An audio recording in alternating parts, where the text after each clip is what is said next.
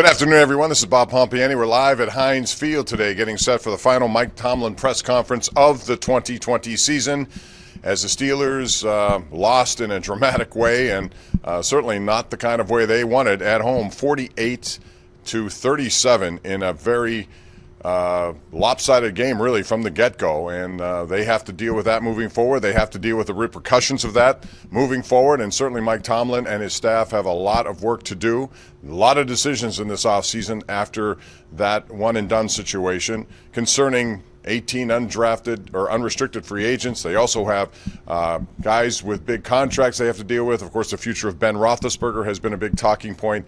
A lot of stuff to do in an offseason.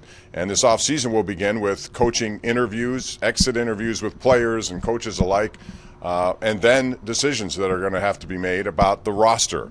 And certainly it was a disappointing end. The season had started so well, 11 wins, no losses. But Mike Tomlin at that time even said, the only thing perfect about us is our record. And that turned out to be the case. It was not the finish they had hoped for.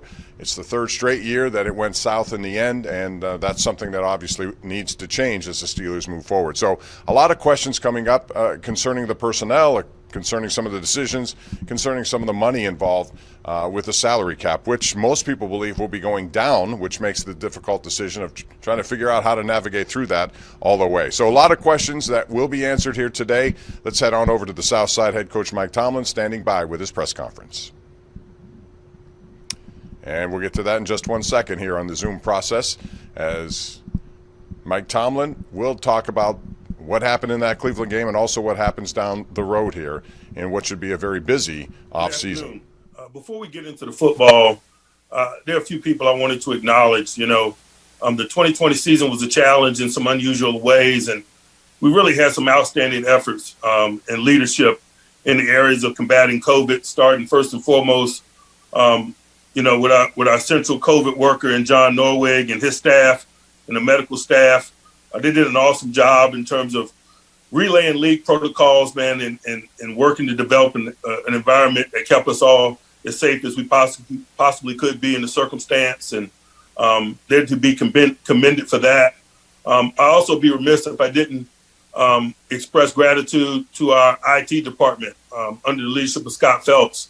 There was some alternative teaching and learning approaches utilized in this environment.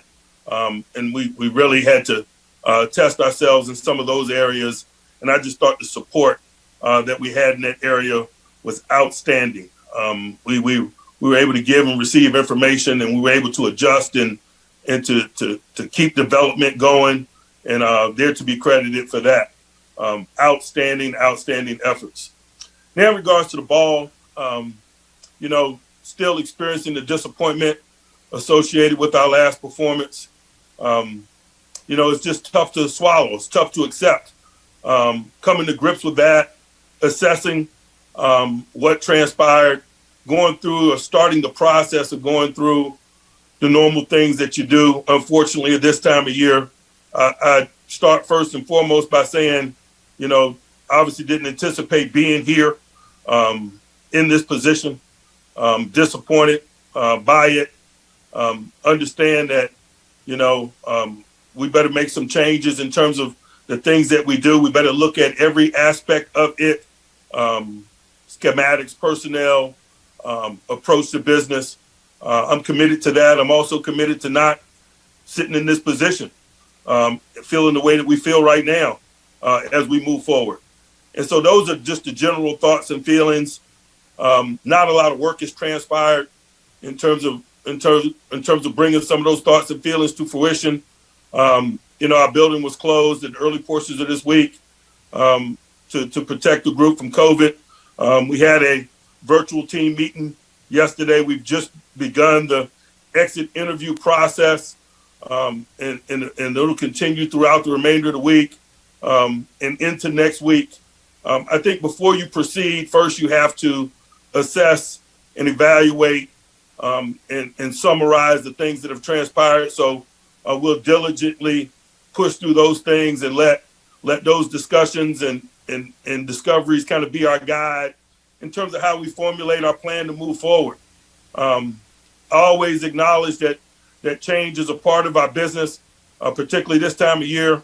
particularly when you experience the type of ending that we have. And so I'll acknowledge that that is a truth. I'm not going to get into a lot of details. It's not time for that. We just have so many meetings and things to discover and to talk about in the upcoming days and maybe even weeks. There's free agency, obviously, to ready ourselves for draft preparation. Look at salary cap ramifications. We're just at the very infancy of that process in terms of meeting and talking about what that looks like and gathering even information about what the pre-draft process looks like, what the combine might look like, professional days or pro days and things of that nature. But more than anything, just coming to grips with how our season ended and working to maybe learn from that as we move forward. Can't sit here and tell you that, I'm even ready to do that at this juncture, but that's not abnormal. We put a lot into these journeys, and so there's a lot at stake, and so that's probably a reasonable feeling as I sit here today. From a health standpoint of our team, we're still going through the exit physical procedures. A lot of the injuries that transpired in season, those surgeries have already transpired, and those people are in the rehab process. Guys like Bud Dupree and Devin Bush and Gentry, Zach Banner, and others. If there are surgeries on the horizon for us at the end of the season, those things will be discussed and planned in the upcoming days and weeks. Obviously, our intentions are always to move as swiftly as we can in those circumstances in an effort to not adversely affect the preparation process for the 2021 season. Man, I'm just so appreciative of all the efforts of players and coaches and support people, like I mentioned after the game on Sunday night. That feeling remains the same, but the sting is still there. And it's probably going to be a while. But again, like I said, that's natural. Hopefully we utilize those feelings as positive fuel for us as we make the necessary changes to get better and improve our positioning and position ourselves to pursue a world championship next season. So with that, I'll pause, man, and open it up for questions and be happy to address any questions that you guys might have. Jerry Dulac. Mike, you mentioned the suddenness of all this. You look back at the past 3 or 4 years, the end of season collapses and maybe the early exits from the playoffs. Is it something that you can identify? And if you can identify it, the reasons why, is it fixable? It is something that I am in the process of researching and working to identify and to make necessary changes to ensure that we're not having similar conversations as we move forward. It has been a disappointment. I'll acknowledge that. And, I'm not going to maintain status quo and hope that the outcome changes. That's the definition of insanity. Joe Rutter. Mike, you've got a lot of older guys on this team that might be, contemplating their futures. What kind of timeline or when would you like to know whether they want to come back for another year?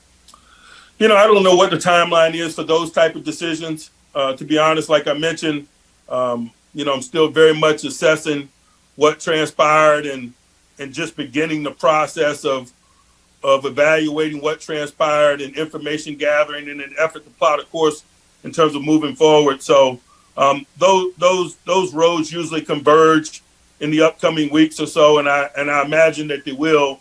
I don't know that I have any level of anticipation specifically as I sit here when that might be. Will Graves.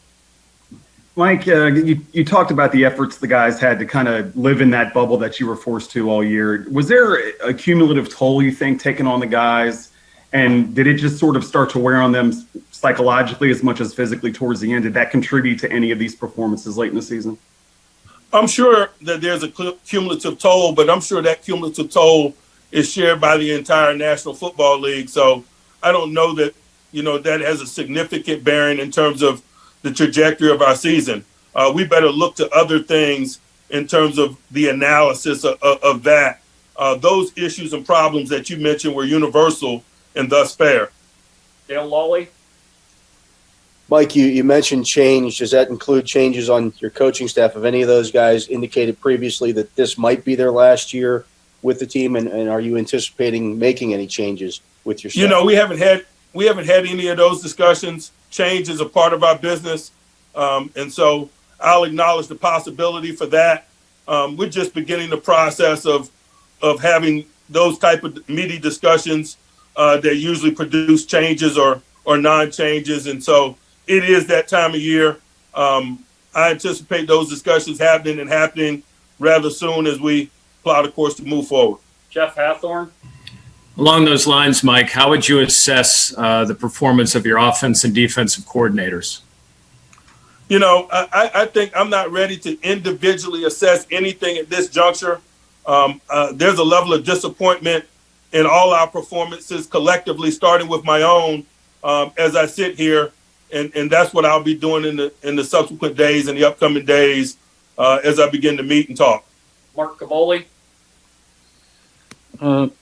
Mike, I know when we talked to Ben, he says he's not sure if he wants to come back. He's going to take some time. But as an organization, have you made a decision if you want him back, and could you assess his play this year? No, we haven't made any decisions about any of our personnel along those lines. As I mentioned, all of those discussions are interrelated, and we're just beginning to scratch the surface in terms of what 2021 looks like in terms of the makeup of our team and the issues relative to it. In regards to Ben, man, I can't say enough about his performance this year. You know, with the uncertainty coming off an injury, and particularly not having an opportunity to perform in preseason games and so forth, there really was a high level of concern about his health and his ability to perform. I can't say enough about his efforts. I can't say enough about the efforts of our medical staff and our rehabilitation staff that work hand in hand with him to get him through that process and get him to stadiums this year. And man, I was more than pleased with the performance of his health and his ability to stay up. In terms of the quality of his play and our play, we'll begin to assess that in the upcoming days. But in terms of him responding to the challenges that he specifically came into the season ready to face, spectacular. Mike Pursuta. Mike, a couple of your guys, T.J. Watt and Cam Hayward, right after the game, they told us defensively it was a lack of execution. Did you see it that way? And was it not making a tackle, not knocking a ball down, or was it not being where you're supposed to be, not holding up the integrity of the defense? You know, it was a lot of things. We didn't perform well. When I say we, I mean us, players and coaches.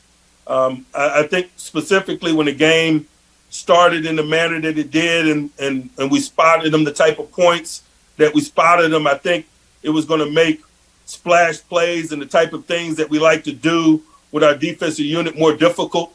I think that, the trajectory of the game changes when you're down the way that we were down. And so, that probably had a lot to do with, some of the challenges. But more than anything, we didn't perform well enough. And that's just the truth of it.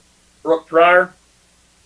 Mike, you've mentioned a couple times about how much change there is in this business, and that's just a part of it. But it looks like this offseason you're going to have more turnover, at least free agent-wise, than you've had in a long time. How do you start navigating that and doing it in a year where, like you said, you don't know the pre-draft process, what the free agency process will look like? How do you go into this season of so much uncertainty?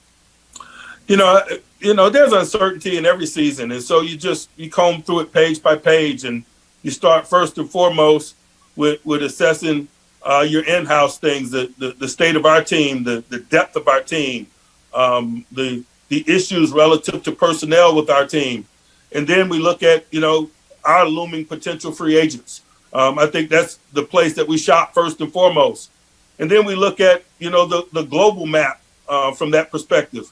But there's just so many meetings ahead of us, discussions that are ahead of us in regards to those things. the salary cap ramifications and the things that we can do to get within compliance there. There's just a lot of work ahead, but that's not unusual. Maybe there are some unusual specific challenges, but just in general, it is challenging. The depths of it is challenging, and so there's a lot of work ahead. Albie Oxenreiter. Hi, Mike. If we could go back to Ben for a moment. I know you said the conversations have to be made, and there's a lot that has to be considered. But do you think that it's realistic that Ben will be back given the cap implications? I don't have a clear assessment of the overall impact of the cap ramifications, so I might not have a direct answer to your question, but I think it's reasonable to assume that there's a chance that he's going to be back. Certainly, the depths of the ramifications of the cap discussions, I am not privy to as I sit here right now. Tim Benz.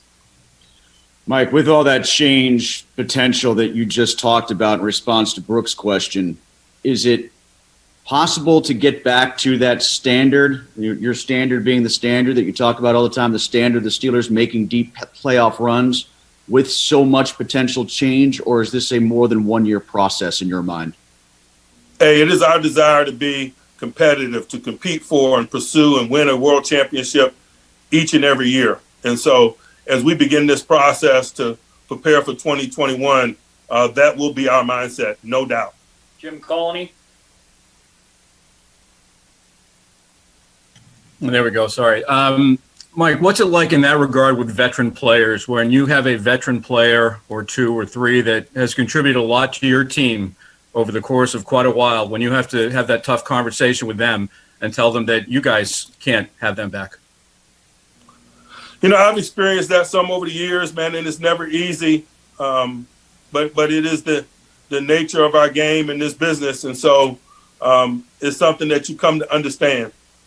Ray Fittipaldo. Hey, Mike, when you look at the issues in your run game, do you think the problems are more related to your personnel or with the scheme? I think when you're dead last in anything, it's all of the above. We better assess it as such. We will not accept our current position in that area. We cannot. And so, we got to attack that, and we will. Tom Reed.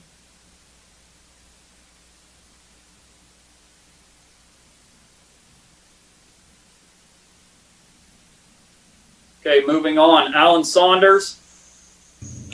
Hey, Mike, the salary cap is projected to have not increased this season because of the revenue loss because of the pandemic. This was going to be a kind of a bubble year for your cap anyway, but how do you feel like that has changed maybe the outlook for this team going into the offseason?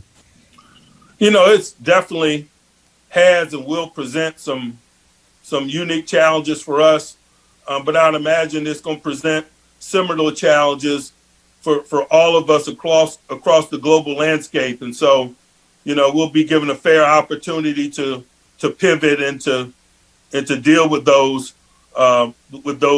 ramifications. Didi Kankabala. Coach Tomlin, you often talk, over the years, you've talked about your team's personality, be it its physicality, your ability to run the clock, whatever it may be. Do you feel that this year you espouse the personality you envision? And what is the challenge when you may be losing so many veterans who have sort of had that personality, let's say a Marquise Pouncey or a Villanueva? What's the challenge in refashioning that and continuing that? I think the personality is reflective of the makeup of the group. And so, that is subject to change year in and year out. And so we'll be working to establish what that's going to be in 2021 in an effort to have a consistent level of play, to be a consistent winner, to highlight our strengths and to minimize our weaknesses. That's what that's all about. In regards to were we able to attain that this year, I'd have to say no. Just the overall trajectory of our group was not trending in the right direction over the second half of the season. And so obviously we weren't able to establish the things that we value in that regard in an effort to produce consistent wins, and particularly consistent wins in the significant moments. Chris Adamski. Mike, Kevin's been working on a year-to-year basis now. Do you expect him to be back next year? There's reports out there to get offered another job. Do you know anything about that or anything to speak on that? You know, I've worked with Kevin for 14 years, man. We have an awesome working relationship. We communicate each and every day, multiple times a day. We've communicated today. I look forward to beginning this process with him. I know next to nothing about the rumors or things that you mentioned.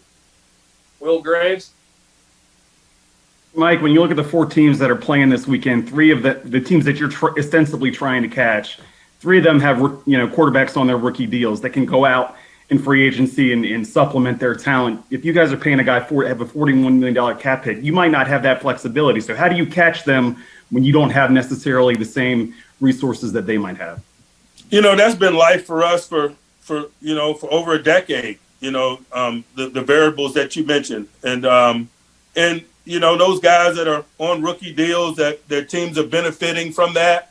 I would imagine that they're in the process of earning deals, and they'll be in a similar circumstance that we're in, and that's why they're still in the tournament. And so those are things that, you know, that are part of our business. I know when you got a quality quarterback and you got a guy that's capable of having you in that field, that's just the cost of doing business, and I'm sure they're okay with that. Try Tom Reed again.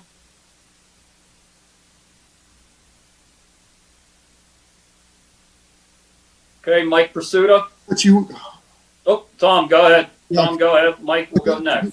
Coach, I know we asked you this after the game on Sunday night regarding the 4th and 1. I just want to know, with the league getting more aggressive on these 4th and short situations, how has your philosophy changed in recent years on whether to go for those type of situations? I think my general attitude or receptiveness to it has been more liberal. But again, I make decisions based on what's transpiring in stadiums, the floor of the game, how our units are playing, et cetera. We'll get to a few more. Mike Pursuta. Mike, are you still all in, and are you as confident as you've ever been that you can achieve the success you have?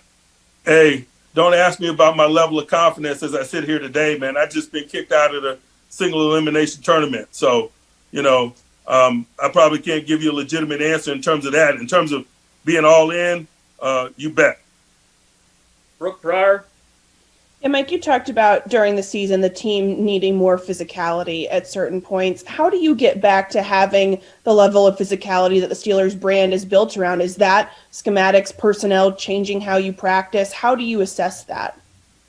You know, that's part of the investigation that I mentioned in my opening statement. And so, we're not going to answer those questions in one setting or succinctly in one sentence.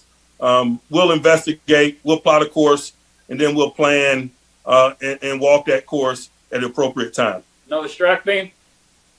Hey, Mike, I know it was a small sample size, but how confident are you in Mason Rudolph moving forward? And if it does present itself, are you guys comfortable with him being a starting quarterback for you guys next year? I thought he displayed that he took a step in growth and development with his performance, even though it was a small sample size. And I would imagine he's going to continue with that growth and development. And so we'll see where that leads us in terms of what he's able to provide us. I'm excited that he was able to display that. And I think it's reasonable for me to expect and for him to expect that general trajectory to continue. Bo Marciani. Coach, could you talk about the positive trajectory of some of the players that are under contract, that'll be under contract next season, that you felt were a positive force and that you might lean heavier on next season? If you could just give me an example, I want to answer your question, but I could go on. I mean, you could talk about a question like that. Yeah, I mean, you could talk about Dotson, Spillane. I mean, it's some of these young guys that kind of established themselves this year that are going to be leaned on a little bit more. I'll say this: I was really pleased with the contributions and the level of maturity displayed by a draft class, given the circumstances of how they came into the season. To get the type of contributions that we got from a Chase Claypool or Kevin Dotson and the growth and development of some of the others over the course of the season, it's a tip of the cap to them and the people that worked alongside them, coaches, and not only the coaches, but the players, the older players that mentored them. I was generally pleased with that, and I'm excited about getting them in an off-season program that may be more normal and it's reasonable to expect those contributions to continue to solidify and get better. Jerry Dulac? Hey, Mike, when you mentioned early, you said it's tough to swallow, it's tough to accept. Was it merely the loss, or was it the loss because of where you were at 11-0 and finishing 12-4? It's all of the above. It's the loss, the nature of the loss, where we were, how we were trending, the fact that we're just simply not playing this week. It's all something to deal with. Aditi Kinkabala? I know you said that there's a lot to sort out, figuring out the money, figuring out who's free, figuring out what it is you want to do and who you want to play. But is there any one player that you feel incredibly strongly about that no matter what you do want to lock in or have back? You're talking about a player that's facing looming free agency? Sure, or somebody who you may want to tie up like TJ Watt and make sure he doesn't. No matter what your personality is, you want this guy. These guys know how I feel about them. That doesn't necessarily help us get business done for me to make statements of that nature in this setting. I'm appreciative of the efforts and the productivity and the capabilities of many of the men, and so I don't know that that's prudent at this time. Two more, Mark Caboli. Mike, I'm just wondering if you have a postseason talk with Art about your performance. Will that be coming? Has it be coming? And what do you expect to be said there? We assess and meet continually and have since the end of the season, and will continue. And those conversations and evaluations, I'm sure, will be intermingled in a lot of discussions as we proceed. I think that's normal business for us. Final one, Jim Colony. Yeah, Mike, maybe this kind of goes off Aditi's question, but do you have any level of confidence that you would be able to hang on to any of the younger free agents, specifically some, the guys like Hilton, Sutton, any of those guys, or are they just kind of gone once they get to free agency? I don't have a level of confidence that I could reference at this juncture, but just because I'm just gaining an understanding of the landscape in regards to the salary cap issues and how it can affect our decision making and prioritizing the things that we need to get done. And so, I'm very much in the information gathering stage there. All right. Thanks, Coach. All right, that's Mike Tomlin. Final press conference of this season as they get ready for what should be a very busy offseason. Lots of questions. You heard him praise Ben Roethlisberger for coming back from elbow surgery and everything he went through. I mean, think of it. A lot of people wondered if he can get through a season. He ended up leading the NFL in pass attempts. So the elbow appeared to be good, but no further comment about whether or not he will definitively return, although I think the Steelers certainly want that to be an option. He's got a big salary cap hit. There are a lot of questions about free agents, guys who are facing the opportunity to get paid. And there are 18 of those, and they have to figure that in on a salary cap, which will be going down this season. As far as coaches, he says there could be changes. He's not adverse to philosophical changes, schematic changes, coaching changes, personnel changes. All those are on the table. The exit interview process begins this week, and then they go into what lies ahead, which is free agency and who they want back on their team. So it is a big jigsaw puzzle at this point, and there's a lot of stuff that has to be sorted out, and they will begin that process right now. However, just want to remind you, we have one more Mike Tomlin show coming up on KDKA TV. That's on Saturday night, 11:35. Missy Matthews and I will guide you through that. And we have one more wrap-up show Sunday morning, 11:30. It's a kickoff show. It'll kick off the offseason for the Steelers as they look to 2021, their rosters, coaches, everything else on the table. We'll talk about all those specific things coming up on Sunday. So that's going to do it. We'd like to thank you for joining us all season long here on Pittsburgh CW and all the Steeler digital platforms. It's been a pleasure bringing this to you, and again, we'll do it again next season, hopefully under better postseason circumstances. The Steelers have really struggled in the playoffs over the last 10 games, winning just 3. They want to turn that around. It starts with the work they do in the coming weeks. So for everyone here at Steelers.com, I'm Bob Pompiani. We'll see you later today on KDKA, and I hope you have a great day.